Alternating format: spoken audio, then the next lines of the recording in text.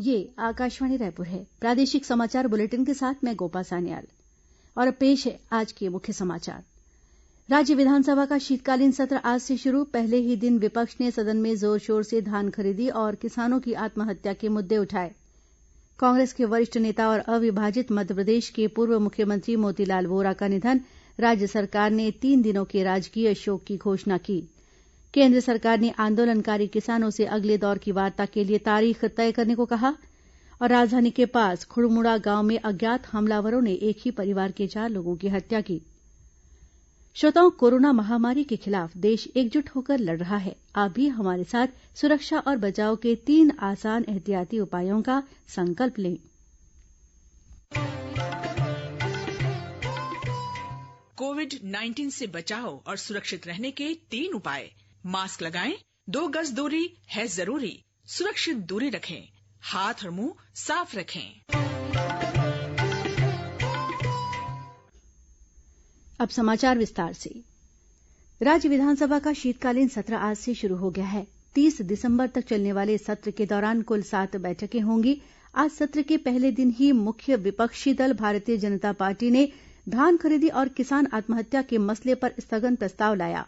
इन मुद्दों को लेकर विधानसभा में काफी हंगामा हुआ। बाद में सदन की कार्यवाही कल तक के लिए स्थगित कर दी गई। आज सदन में भाजपा सदस्य शिवरतन शर्मा, अजय चंद्राकर और नारायण चंदेल ने काम रोको प्रस्ताव की सूचना देकर धान खरीदी और किसानों की मौत के मसले पर सदन में तत्काल चर्चा कराने की मांग की। श्री चंदेल ने गिरदावरी में गड़बड़ी का आरोप लगाया। भाजपा सदस्यों ने विभिन्न किसानों की आत्महत्या का मामला उठाते हुए आरोप लगाया कि इन किसानों को कर्ज नहीं पटा पाने के कारण आत्महत्या के लिए मजबूर होना पड़ा। जवाब में सहकारिता मंत्री डॉक्टर प्रेमसाय सिंह ने विपक्ष के आरोपों को गलत बताते हुए कहा कि जिन किसानों की मौत का विपक्षी सदस्यों ने जिक्र किया है, उन्होंने बैंक से कोई ऋण नहीं लिया था। मंत्री ने कहा कि राज्य सरकार ने किसानों की स्थिति मजबूत बनाने के लिए अनेक कार्य किए हैं। किसानों के कर्ज माफ किए गए हैं। बीते वर्ष 14,000 करोड़ रुपए से अधिक का धान खरीदा गया। वहीं करीब 6,000 करोड़ रुपए की राशि किसानों को प्रोत्साहन राशि के रूप में दी गई। लेकिन विपक्ष के सदस्य मंत्री के जवाब से संतुष्ट नहीं हुए। पूर्व मुख्यमंत्री डॉक्टर रमन सिंह ने कहा कि विपक्ष ने सरकार से प्रति किसान 25 लाख रुपए का मुआवजा देने और दोषी अधिकारियों पर कार्रवाई करने की मांग की है, लेकिन मंत्री के जवाब में इसका कोई जिक्र नहीं है। इस बीच सभापति सत्यनारायण शर्मा ने विपक्ष द्वारा लाए गए स्थगन प्रस्ताव को स्वीकार कर लिया, लेकिन सरकार के जवाब से असंतुष्ट भाजपा सदस्य नारेबाजी करते हुए गर्भगृह में चले गए। इसके बाद सदन के नियमों के अनुसार गर्भगृह में पहुंचे सभी सदस्य स्वमेव निलंबित हो गए। शोरगुल के बीच आसंदी ने सदन की कार्यवाही कल तक के लिए स्थगित कर दी। इससे पहले आज सदन की कार्यवाही शुरू होने पर विधानसभा अध्यक्ष डॉक्टर चरणदास महंत ने छत्तीसगढ़ विधानसभा के पूर्व सदस्य हीरा सिंह मरकाम, लाल महेन्द्र सिंह टेकाम, घनाराम साहू और अविभाजित मध्यप्रदेश विधानसभा के पूर्व सदस्य पूरन लाल जांगड़े के निधन का उल्लेख करते हुए उन्हें अपनी श्रद्धांजलि अर्पित की। मुख्यमंत्री भूपेश बघेल, नेता प्रतिपक्ष धरमलाल कौशिक सहित पक्ष और विपक्ष के अन्य सदस्यों ने भी दिवंगत नेताओं को अपनी श्रद्धांजलि अर्पित की। कांग्रेस के वरिष्ठ नेता और अविभाजित मध्यप्रदेश के पूर्व मुख्यमंत्री मोतीलाल वोरा का आज निधन हो गया। वे 93 वर्ष के थे। श्री वोरा ने आज दोपहर बाद नई दिल्ली के फोर्टिस स्कॉट अस्पताल में अंतिम सांस ली। श्री वोरा के निधन की खबर मिलते ही छत्तीसगढ़ सहित देशभर में शोक की लहर दौड़ गई। राष्ट्रपति रामनाथ कोविंद ने श्री वोरा के निधन पर दुख व्यक्त करते हुए कहा है कि वे मानवता की प्रतिमूर्ति थे और नेताओं की उस पीढ़ी से थे जिन्होंने अपनी राजनीति में अंत तक उसूलों का पालन किया। वहीं प्रधानमंत्री नरेन्द्र मोदी ने श्री वोरा के निधन पर गहरा दुख व्यक्त करते हुए अपने शोक संदेश में कहा है कि श्री वोरा कांग्रेस के वरिष्ठतम नेताओं में से एक थे। वे वृहद प्रशासनिक और संगठनात्मक अनुभव के धनी व्यक्ति थे।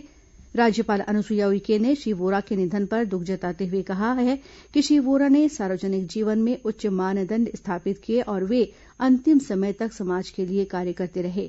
राज्यपाल ने शोक संतप्त परिजनों के प्रति संवेदना जताई है। वहीं मुख्यमंत्री भूपेश बघेल ने भी श्री वोरा के निधन पर शोक व्यक्त करते हुए उन्हें श्रद्धांजलि अर्पित की है। श्री बघेल ने कहा है कि जमीनी स्तर से राजनीति शुरू करके राष्ट्रीय स्तर पर उन्होंने अपनी एक अलग पहचान बनाई और आजीवन एक समर्पित नेता बने रहे। विधानसभा अध्यक्ष डॉक्टर चरणदास महंत ने श्री वोरा के निधन पर गहरा शोक व्यक्त करते हुए उन्हें प्रदेश और देश का सर्वमान्य नेता बताया है। उन्होंने कहा कि श्री वोरा ने किसानों, गरीबों और आदिवासियों के उत्थान के लिए सदैव प्रयास किया। इसी तरह कांग्रेस के प्रदेश अध्यक्ष मोहन मरकाम ने श्री वोरा के निधन को निजी, पारिवारिक और राष्ट्रीय क्षति बताया है। भाजपा के प्रदेश अध्यक्ष विष्णुदेव साय ने श्री वोरा के निधन पर शोक जताते हुए उन्हें अपनी श्रद्धांजलि अर्पित की है। उन्होंने श्री वोरा के निधन को छत्तीसगढ़ और देश के राजनीतिक परिदृश्य से एक कद्दावर राजनेता का अवसान कहा और इसे अपूरणीय क्षति बताया है। वहीं नेता प्रतिपक्ष धरमलाल कौशिक ने अपने शोक संदेश में कहा है कि श्री वोरा कुशल प्रशासक, पत्रकार और एक राजनीतिक कार्यकर्ता के तौर पर सदैव स्मृतियों में रहेंगे।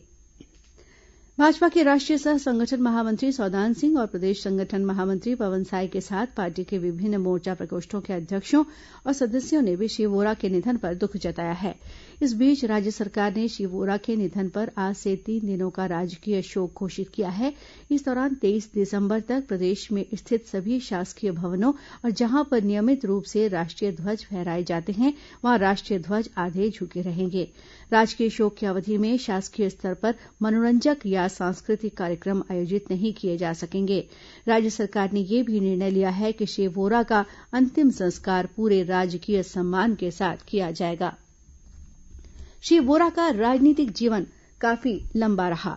उन्होंने पत्रकारिता से अपने सार्वजनिक जीवन की शुरुआत की थी। वहीं 1968 में वे राजनीति के क्षेत्र में उभर कर सामने आए। वर्ष 1970 में श्री वोरा ने विधानसभा का चुनाव जीता और मध्यप्रदेश राज्य सड़क परिवहन निगम के उपाध्यक्ष नियुक्त किए गए। इसके बाद 1977 और 1980 में श्री वोरा दोबारा विधानसभा में चुने गए। उन्हें 1980 में अर्जुन सिंह मंत्रिमंडल में उच्च शिक्षा विभाग का दायित्व सौंपा गया। श्री वोरा 1983 में कैबिनेट मंत्री बने। वे मध्यप्रदेश कांग्रेस कमेटी के अध्यक्ष भी रहे। वे 2 बार अविभाजित मध्यप्रदेश के मुख्यमंत्री रहे। 1988 में उन्होंने मुख्यमंत्री के पद से त्याग पत्र देकर केंद्रीय स्वास्थ्य, परिवार कल्याण और नागरिक उड्डयन मंत्रालय का कार्यभार संभाला। श्री वोरा 1993 से 1996 तक उत्तर प्रदेश के राज्यपाल के पद पर भी आसीन रहे। प्रादेशिक समाचार आप आकाशवाणी रायपुर से सुन रहे हैं। छत्तीसगढ़ की खबरों से है आपका वास्ता और खबरों की विश्वसनीयता से है हमारा वास्ता। आकाशवाणी समाचार रायपुर के प्रादेशिक समाचार बुलेटिन के साथ ही हमारे समसामयिक कार्यक्रम आप रेडियो के अलावा अपने मोबाइल पर भी सुन सकते हैं। आकाशवाणी समाचार फेसबुक, ट्विटर और यूट्यूब पर भी उपलब्ध है। हमारा Facebook page Chhattisgarh news on AIR, Twitter handle CGAIR news और हमारा यूट्यूब चैनल है छत्तीसगढ़ AIR न्यूज। तो अब रेडियो के साथ ही आपके मोबाइल के जरिए भी हम पहुंच रहे हैं आप तक। छत्तीसगढ़ की हर खबर के लिए सुनते रहिए आकाशवाणी समाचार। और अब आगे बढ़ते हैं बाकी के समाचारों की ओर। केंद्र सरकार ने आंदोलनकारी किसानों से अगले दौर की वार्ता के लिए तारीख तय करने को कहा है। केंद्रीय कृषि मंत्रालय के संयुक्त सचिव विवेक अग्रवाल ने किसान संगठनों को लिखे पत्र में उनसे मुद्दों को हल करने के लिए बातचीत का आग्रह किया है। उन्होंने कहा कि केंद्र किसानों द्वारा उठाए गए सभी मुद्दों का खुले मन के साथ समाधान ढूंढने के सभी प्रयास कर रहा है। श्री अग्रवाल ने कहा कि सरकार मुद्दे का हल ढूंढने के लिए नई दिल्ली के विज्ञान भवन में अगले दौर की बैठक आयोजित करने की इच्छुक है। उन्होंने पत्र में लिखा है कि सरकार ने कई अन्य किसान संगठनों के साथ बैठक की और इस मुद्दे पर उनके सुझाव मांगे। इस बीच केंद्रीय सूचना और प्रसारण मंत्री प्रकाश जावड़ेकर ने कहा है कि सरकार कृषि के लिए राष्ट्रीय ई-गवर्नेंस परियोजना को उन्नत बनाकर कृषि क्षेत्र में नई प्रौद्योगिकी लाने का हर संभव प्रयास कर रही है। एक ट्वीट में उन्होंने कहा कि किसानों की भलाई और कृषि उद्योग का विकास केंद्र सरकार के इन प्रयासों में शीर्ष प्राथमिकता पर है। केंद्रीय स्वास्थ्य मंत्री डॉक्टर हर्षवर्धन ने कहा है कि विशेषज्ञों के परामर्श के बाद सरकार ने कोरोना टीका लगाने के लिए 30 करोड़ लोगों की प्राथमिकता तय की है। इनमें स्वास्थ्यकर्मी, पुलिस, सेना और स्वच्छता कर्मी जैसे अग्रिम पंक्ति के कार्यकर्ता शामिल हैं। एक समाचार एजेंसी से बात करते हुए स्वास्थ्य मंत्री ने कहा कि यह टीका 50 वर्ष से अधिक आयु के लोगों को तथा 50 वर्ष से कम आयु के उन लोगों को भी दिया जाएगा जो कुछ अन्य बीमारियों से ग्रस्त हैं। इस बीच केंद्र सरकार ने कहा है कि कोरोना संक्रमण से बचाव के लिए भारत में विकसित किया जा रहा टीका किसी भी अन्य देश में तैयार किए गए टीके के समान कारगर होगा। वहीं केंद्र सरकार ने ब्रिटेन से आने वाली सभी उड़ानों को 31 दिसंबर तक के लिए रद्द कर दिया है। इधर छत्तीसगढ़ के जांजगीर चांपा जिले में कलेक्टर यशवंत कुमार ने आज कोविड कोर कमेटी की बैठक में अधिकारियों को कोरोना मरीजों के सर्वे कार्य में गंभीरता बरतने के निर्देश दिए। उन्होंने कहा कि जिन भी लोगों को कोरोना के लक्षण दिखते हैं वे तत्काल जांच कराएं, क्योंकि संक्रमण के लक्षणों को छिपाना समाज और परिवार के लिए घातक सिद्ध हो सकता है। वहीं महासमुंद जिले में धान खरीदी केंद्रों के कर्मचारियों की कोरोना जांच की जा रही है। स्वास्थ्य विभाग द्वारा जिले के सभी धान उपार्जन केंद्रों में कर्मचारियों की कोरोना जांच के लिए एक अभियान चलाया जा रहा है। भारत सरकार की नीति आयोग ने छत्तीसगढ़ में महिला स्व सहायता समूहों द्वारा आत्मनिर्भरता की दिशा में किए जा रहे कार्यों की सराहना की है। आयोग की ओर से ट्वीट कर आकांक्षी जिला कांकेर में सीताफल पल्प प्रोसेसिंग के कार्य के माध्यम से महिलाओं की आर्थिक समृद्धि का उल्लेख किया गया है। आयोग ने बढ़ते कदम आत्मनिर्भरता की ओर टैगलाइन से लिखा है कि कांकेर के कई गांवों में महिला स्व सहायता समूह सीताफल के पल्प को संरक्षित कर इसे बाजार में बेहतर कीमत पर बेचने का काम कर रही है। बस्तर संभाग की खेल प्रतिभाओं को निखारने के लिए केंद्र सरकार ने जगदलपुर में सिंथेटिक टर्फ फुटबॉल मैदान के निर्माण को मंजूरी दे दी है। इसके लिए 5 करोड़ रुपए की राशि स्वीकृत की गई है। राज्य सरकार ने खेलो इंडिया कार्यक्रम के तहत जगदलपुर में सिंथेटिक फुटबॉल मैदान और रनिंग ट्रैक बनाने का प्रस्ताव केंद्र सरकार को भेजा था। इसकी स्वीकृति मिलने पर मुख्यमंत्री भूपेश बघेल और खेल मंत्री उमेश पटेल ने खुशी जताई है। राजधानी रायपुर के पास स्थित अमलेश्वर इलाके में अज्ञात हमलावरों ने एक ही परिवार के 4 लोगों की हत्या कर दी है। यह घटना खुड़मुड़ा गांव की है, जहां पहले एक मकान से सास और बहू की लाश बरामद हुई।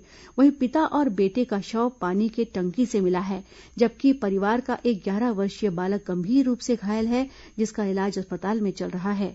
पुलिस के अनुसार खुड़मुड़ा गांव में एक परिवार बस्ती से कुछ दूरी पर अपनी बाड़ी में मकान बनाकर रहता था।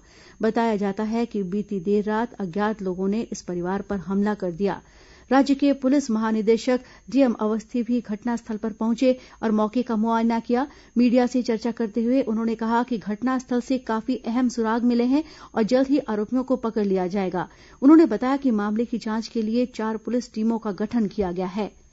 वहीं राजनांदगांव के पुलिस प्रशिक्षण विद्यालय में बीती रात एक आरक्षक ने सर्विस रिवॉल्वर से खुद को गोली मारकर आत्महत्या कर ली। मृतक आरक्षक का नाम विनोद साहू है। उधर सुकमा जिले के गोरगुंडा स्थित तोयापारा में पिछले दिनों हुई एक दंपत्ति की हत्या के मामले में पुलिस ने 4 आरोपियों को गिरफ्तार किया है। पुलिस के अनुसार आरोपियों ने अंधविश्वास के चलते इस दंपत्ति की हत्या करने की बात स्वीकार की है। सुकमा जिले में अलग अलग इलाकों से सुरक्षा बलों ने आज 5 माओवादियों को गिरफ्तार करने में सफलता हासिल की है।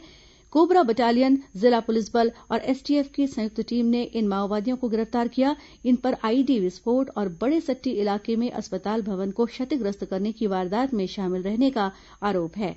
उधर कोंडागांव जिले के विश्रामपुरी थाना क्षेत्र से माओवादियों द्वारा अगवा किए गए पंचायत विभाग के एक सब इंजीनियर को बीती देर रात रिहा कर दिया गया है।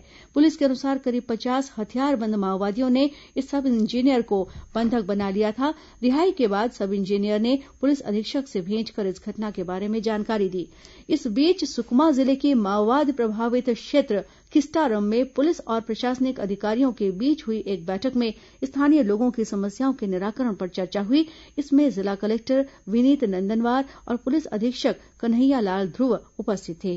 बैठक में बताया गया कि माओवादियों की वजह से किस्टारम इलाके में बंद शासकीय संस्थाओं सहित स्कूल, अस्पताल और बिजली विभाग के कार्यालयों को दोबारा शुरू किए जाने पर बातचीत की गई। और अब कुछ खबरें संक्षेप में। राज्य शासन ने भारतीय वन सेवा के अनेक वरिष्ठ अधिकारियों का नवीन पदस्थापना आदेश जारी किया है। बलौदाबाजार जिला प्रशासन ने खनिज न्यास निधि मद से जिले के 40 स्कूलों में करीब 16,000 किताबें उपलब्ध कराई हैं। सांसद छाया वर्मा ने एक कार्यक्रम में स्कूल प्राचार्यों को ये किताबें वितरित की। पुलिस अधिकारियों और कर्मचारियों का तनाव कम करने के लिए बालोद में स्पंदन कार्यक्रम का आयोजन किया गया। इस मौके पर जिले के वरिष्ठ पुलिस अधीक्षक जितेंद्र सिंह मीणा ने पुलिसकर्मियों की समस्याएं सुनी। दिल्ली यूनिवर्सिटी के मेडिकल कॉलेज में प्रवेश दिलाने के नाम पर बिलासपुर में 4 लोगों से करीब 80 लाख रुपए की ठगी का मामला सामने आया है।